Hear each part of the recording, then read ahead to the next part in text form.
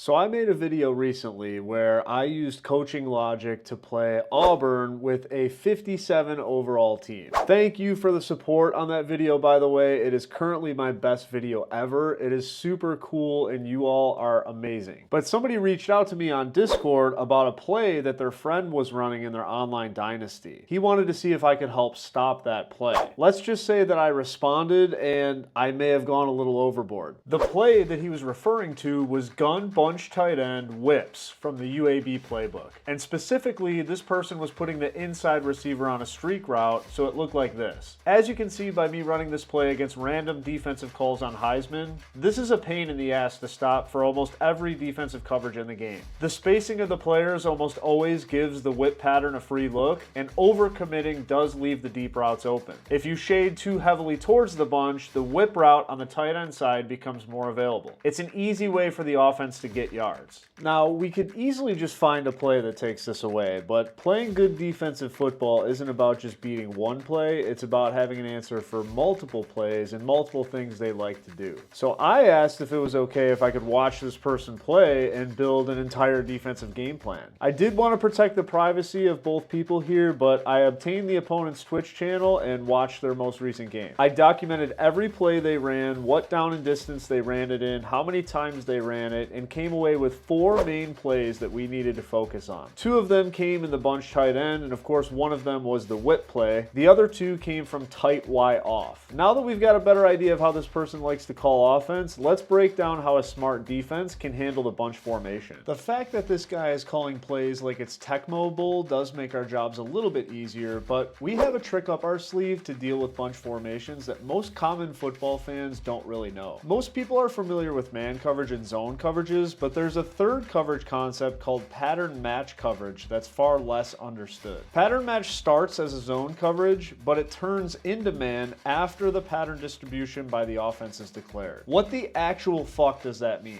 On offense and defense, you always number skill players from the outside counting in on each side of the center. So in this trips example, number 1 is over here, number 2 is over here, and number 3 is here on the left side, and then this is number 1 and number 2 on the right side. This can be helpful to clarify responsibilities on defense before the ball is snapped. In pattern match coverages, we're paying attention to this distribution after the ball is snapped to declare our responsibilities. I'll show you what this means against the bunch formation using cover 6. If number 1 immediately goes underneath, then our outside corner will sink and he'll actually play outside against number 2 down the field, and the safety will play number 3 inside leverage. Number 2 basically is the new number 1 because after the pattern was distributed, number 1 went underneath number 2. The star player will play underneath both number 2 and number 3, and this inside player will take number 1 man-to-man. If number 3 goes to the flat, then the star will take him man-to-man, the corner will play outside leverage on number 1, and the safety will play inside leverage on number 2. And the inside player is going to ultimately play underneath both 1 and 2.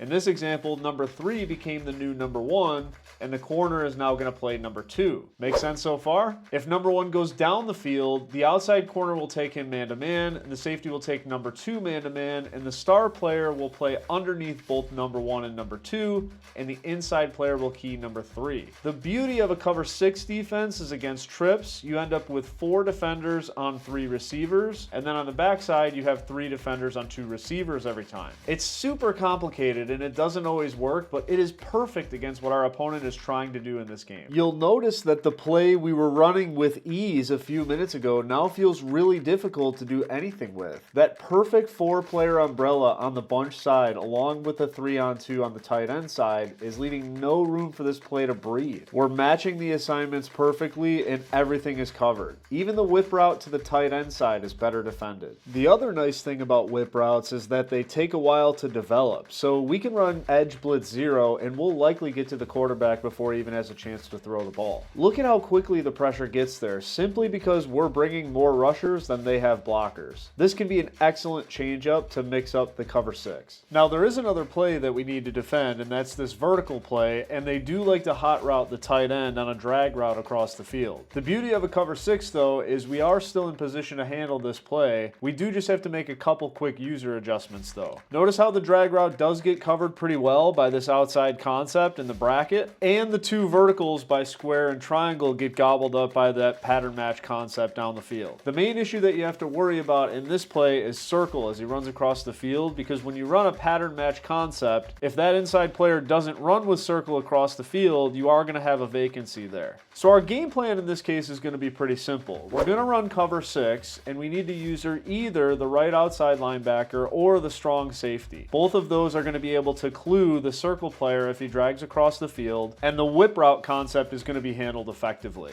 We also want to run edge blitz 0 just enough so that the quarterback can second guess how long he needs to hold on to the ball. Are you enjoying this style of breakdown? If you are, it would mean the world to me if you took a second just to like and subscribe to this video. Many of you don't know this, but my grandfather was the greatest YouTuber of his generation, and it's always been my personal goal to pass his channel. But with 69,420 subscribers, we still have a ways to go. I know we can get there with your support, and every time you interact with this video, either through a like, comment, or subscription, YouTube pushes it out to more people. Anything you can do to help the cause would be greatly appreciated. Now let's get back to defending that other formation. Tight Y off is unique compared to bunch tight end in that it is a 2x2 formation and not a trips formation. While cover 6 is very useful into trips, it's less effective into a 2x2 set. What exactly is a 2x2 set? Remember the number distributions that we talked about earlier? So number 1 is this guy, and number 1 is this guy. And then number 2 on the left is here, and number 2 on the right is here. The running back is technically number 3, but because he's in the backfield, he's not really a big part of the pattern distribution. This is what we define as a 2x2 set, because we have 2 receivers on this side and 2 receivers on this side. Whereas in the bunch tight end example, that is a 3x1 set where there's 3 receivers and then 1 tight end.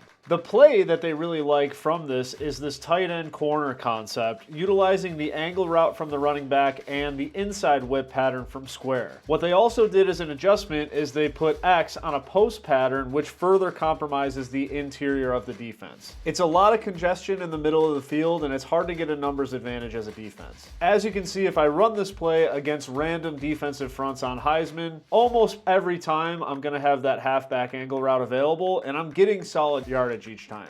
The linebackers either tend to drop too much because of the post pattern, or if it's man-to-man coverage, they have a hard time covering that inside guy. But we have a similar trick up our sleeve that we had against the whips concept, in that the angle route does take a long time to develop. So pressure is a great answer against this. If we go with a 3-3-5 stack, you'll notice 1, that the pressure makes it hard for the running back to get out of the backfield, but 2, it's the free safety who's manned up with the running back, and therefore the running back is going to run directly into his man-to-man assignment by running the angle route. Don't be afraid to utilize pressure as a way to force the action quickly from the offense and as a change-up. This doesn't have to be what you run every time. Another really annoying but useful way to deal with halfback angle routes is actually a quarterback spy. If we stay in the 3-3-5 stack and we run cover 4 palms, we have a spy on the interior of the defense, and look at how annoying it is that he's just standing right in the middle of the way where all that congestion is supposed to be. This could be another effective way that we can deal with this play, and because it's cover 4, it is a pattern match concept that does run similarly to cover 6, but it's better against a 2x2 formation instead of the trips. The sneaky part about cover 4 is that against the run, if the safety is reading the number 2 player, which is the tight end in this case, if that player blocks, the safety actually joins the play in run support. So while you might think of cover 4 as a preventative defensive coverage, if you're running it as a match coverage, it's actually run heavy. So our defensive game plan against tight Y off is also fairly simple. We're going to run cover 4 palms and spy the angle route, utilizing pattern match coverages in the 2x2 set. We can use linebacker blitz 0 as a change-up to apply really quick pressure, especially if they run 5 wide receiver patterns. And to be quite honest, we can use anybody because these plays are pretty well defended. At this point, we've got a solid game plan against the 4 main plays that this person likes to run, so I'm done talking. It's time to play football. They come out, bunch tight end, exactly what we were prepared for. We're going cover 6 Willie. My man's coming in hot, and we are stopping the running play on first down. 2nd and 10, bunch tight end. My team is screaming, whips, whips, whips. We're ready for this play. He ran it. My nickel corner's a little slow to get there, but it's early in the game. It's fine. 3rd and 5, wide tight off. Alert, alert, angle, angle, angle route. We gobble that up too. Get this man off the field. I had to show a little bit of the offense here from my boy because I'm telling you, he called some pretty good plays here. 1st and 10, we got a huge chunk. 3rd and 9, looking for a 1st down. We get the tight end on the angle. 1st and 10, cute little play here. Get the tight end on the flat route, and we're in for 6. Next drive for the opponent, it's wide tight off. We're looking angle. We're looking inside zone. We're not having any of it. Stuffed again. We go back to the bunch tight end. We go back to cover 6 Willie. We got our adjustments. We're ready to go here. He's going whips. He's got nothing. He's got nothing. Good stop there again. 3rd and 5, bunch tight end. We're alert. We're alert. Ready for whips. It's coming. And my nickel corner is just slow again. Come on, man. Come on. Bunch tight end, 3rd and 4. We're going cover 6 Willie. We got the adjustment. We're coming in hot. We're right there. You got to make the pick. It's okay. So here we got wide tight off. We know that this is going to be halfback angle, but check this out. The nickel corner on the left side of the field, his job in this play is to man match the whip route. He comes across and he bumps our own guys, so we end up getting a rub route in the worst way possible. Gets it down to the 1. 2nd and goal, QB sneak. He punches it in. We get the ball back. We try to hit a crosser, and no, the worst thing a defensive coordinator wants to see is their offense giving up points. 14-7 now. But we get the ball back, a minute left, and my guy calls a great drive to get us down the field. Huge chunk play on 1st and 10. 2nd and 6 down the field. We're looking for more yardage. We're wide open in the end zone, but we get a flag for a hold. 2nd and goal, looking at the tight end in the middle of the field. Guy hits the brakes. At this point, I'm thinking, what the hell? 3rd and goal, we end up punching it in, and we got a tie ball game at the half. Our first drive coming out, 3rd and 9, hits a nice comeback route deep on the sideline to get us a 1st down. Great drive to get us down the field, and I love this as a coach. You see this guy saving this for 2nd and 2. What a great play down near the goal line to get the lead. 1st and 10, it's wide tight off. You know what it is, halfback angle. Inside zone, we're ready for it. Can't help that he gets a bunch of yards. We had guys where we needed him to be. 1st and 10, again, we're alert the angle route. We're alert on inside zone. I love this as a coach. Look at him making adjustments. He's realizing we've got the same defensive call going. He's trying to make a change. He goes into a trips formation. Honestly, we should probably sub out of our formation, but too much going on and we draw a flag. 1st and 15, our nickel corner screwed us again. He's supposed to play this whip route man-to-man. I'm starting to think he was out partying when we installed our defensive game plan. Coach is about to give him an earful. 2nd and 8, trying to run the ball, but we do a good job stuffing it. 3rd and 3, whips route, not there. 4th and 3. You know he's going whips route. You know he's going to his bread and butter. We got guys there. No! What happened? 2nd and 8, we're going back to the bunch. I'm telling you right now, I'm about to sit down with this nickel corner and have a conversation. 3rd and 4, we try to get aggressive with the pressure, and the safety doesn't cover his right assignment. He totally blows it, and we give up the inside of the field. It's now a tie game again. But we get the ball back, and we're ready to make some plays. Halfback down the field for a 1st down. Beautiful read on this in cut for a huge chunk on 2nd and 10. RPO game, out route to the wide receiver to get a huge chunk of yards. 1st and 10, we got the halfback coming through, and now it's our ball game. We're able to kill the clock. We get the kicker out there with 2 seconds left to kick it, and he drills it through the uprights. We get ourselves a W. Most proud moment as a coach by far is this comment by the opponent at the end of the game. GG's, man. Your offense was unstoppable today. Dude, your defense is really good too, dude. It's just so hard to play you. And that, my friends, is a wrap. I hope you enjoyed this content. If you did, please like and subscribe, and we'll see you on the next one. We're out.